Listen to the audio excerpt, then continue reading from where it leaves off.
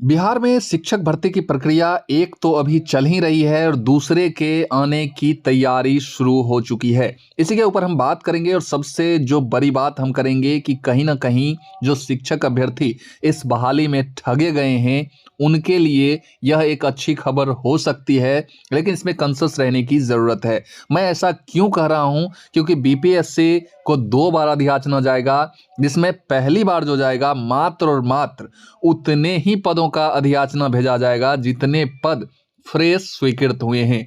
और अगर बात इस बहाली की बात हम करें और यह बहाली उतने पर ही अटक जाती है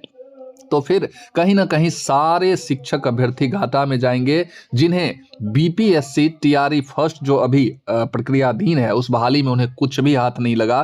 खास करके अगर मैं बात करूं तो 18 के बाद जो बीएड किए उनके हाथ कुछ भी नहीं लगा और वो सारे शिक्षक अभ्यर्थी इस बहाली में अपने आप को ठगा हुआ महसूस कर रहे हैं।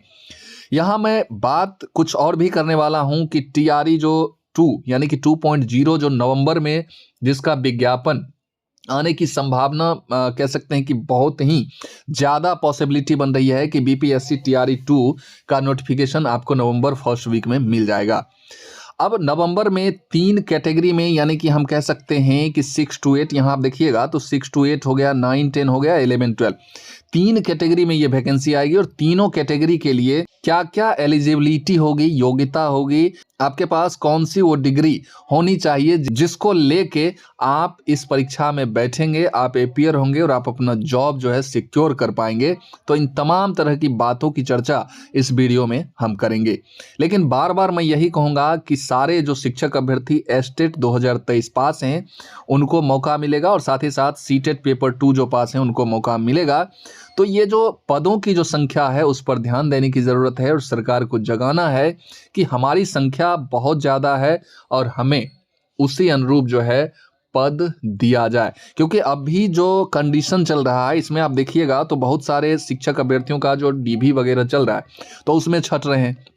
कई शिक्षक अभ्यर्थी ऐसे हैं जिनका तीनों जगह पर चयन हो गया है, तो कहीं ना कहीं एक जगह ज्वाइन करेंगे तो 2 सीट उनका वैकेंट रहेगा। फिर जो है कई नियोजित शिक्षक, मैं नियोजित शिक्षकों की अगर बात कर लूँ तो नियोजित शिक्षक जो वहाँ कह सकते हैं कि इस बीपीएससी टीआरई फर्स्ट में अपना एक पद सुनिश्चित किए हैं तो वो अपना जो नियोजन वाला पद है उसे छोड़ेंगे, तो वो सीटें कहीं ना कहीं जो है खाली होगी। तो इन सारे चीज़ों को कम से कम लास्ट तक में भी एक अटैचमेंट लेटर निकाल के भी, अभी तो अधियाचना भेजी जा रही है, विज्ञापन भी आ जाए तो बहुत अच्छी बात है, लेकिन बाद में ये सीटें जो भी सीटें वैकेंट हो रही हैं, खाली हो रही हैं, जो भी बचेंगी,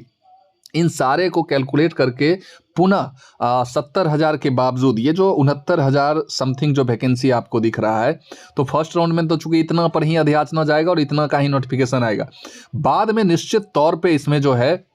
वो सीटें जोड़ा जाए जो ये टीआरई फर्स्ट में खाली रह जाती है। और बाकी बात जो नियोजित टीचर अपना अगर पद छोड़ते हैं तो उनका भी जो सीट पद अपना छोड़ेंगे तो वो खाली रहेगा। तो इन सारे रिक्तियों को इसमें जोड़ा जाए ताकि इनकी जो संख्या है बहुत ज़्यादा है और इनकी संख्या चूँकि बहुत ज़्यादा है तो इनके लिए रिक्तियाँ भी बहुत ज़्यादा होनी चाहिए ताकि किसी को दिक्कत नहीं हो और सबों की नौकरी हो। तो इसके लिए क्या है कि इसमें उन्हें सीट जुर्माना होगा और अभ्यर्थियों को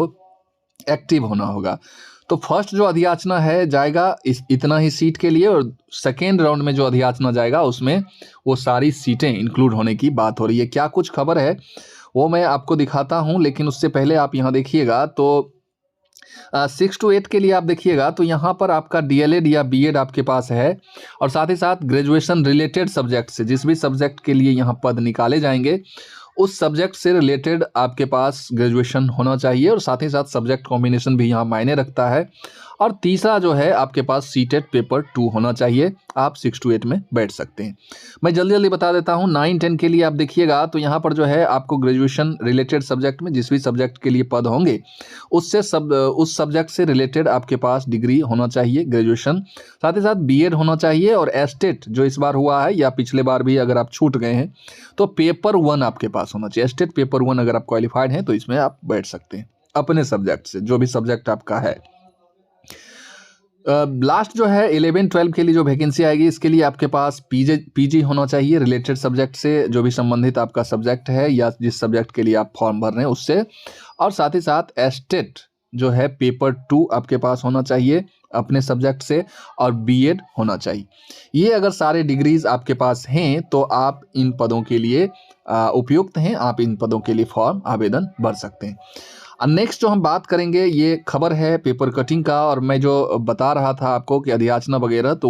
वो सारी खबरें आप यहाँ देख सकते हैं कि पा रहे होंगे। तो 1,10,000 से अधिक विद्यालय अध्यापकों की नियुक्ति के लिए 2 बार में अधियाचना जाएगा। अब ये 1,10,000 कैसे हुआ? तो पीछे जो आप देख रहे हैं कि 69,000 समथिंग जो है, इसे आप अगर राउंड फिगर में 70,000 मान लेते हैं तो यही 70,000 के लिए फर्स्ट राउंड में अधियाचना जाएगा बीपीएससी को, और सेकेंड राउंड में पुनः जो है 40,000 के लिए अधियाचना जाएगा, और यही सीटें दोनों जुड़ेंगी तो 1,10,000 हो जाएगा। अब इसमें और भी सीटें बढ़ सकती है, जो नियोजित टीचर वगैरह अपना सीट छोड़ रहे हैं तो उन सीटों को भी कैलकुलेट करके निकाला जाए और इसे भी इस बहाली में जोड़ा जाए, क्योंकि शिक्षक अभ्यर्थियों की संख्या कहीं ना कहीं ज़्यादा होगी। तो सारे शिक्षक अभ्यर्थियों का तो जॉब होना मुमकिन नहीं है, लेकिन फिर भी अधिकांश लोगों का जॉब हो, ऐसा प्रयास अभ्यर्थियों को भी और सरकार को भी करना चाहिए। तो ये चीज़ें हैं, एक बार में आपको जो है सारी वैकेंसी देखने को नहीं मिलेगी। सबसे फर्स्ट टाइम तो आपका नोटिफिकेशन आ जाए, यही काफ़ी है, और फिर बाद में जो बातें कही जा रही है वो बातें होनी भी चाहिए, क्योंकि अगर नहीं होती है तो सीट इतनी कम हो जाएगी कि फिर फाइटिंग बहुत ज़्यादा होने वाली है। तो ये खास खबर थी उन तमाम शिक्षक अभ्यर्थियों के लिए जो कहीं ना कहीं इस बार बीएड की वजह से या अन्य किसी कारण से वंचित रह गए हैं, तो उनके लिए यह मौका आ रहा है। आप तमाम अभ्यर्थी अपनी तैयारी और भी जोरों से करें, और कम से कम इस बार जो भी बीपीएससी टीआरई 2 आ रहा है इसमें अपना एक सीट कंफर्म अवश्य कर लें। इस वीडियो को हम यही समाप्त करते हैं। आई होप कि यह वीडियो आपको ज़रूर अच्छा लगा होगा। फिर मिलते हैं किसी नए वीडियो में नई एनर्जी के साथ, तब तक के लिए जय हिंद, वंदे मातरम।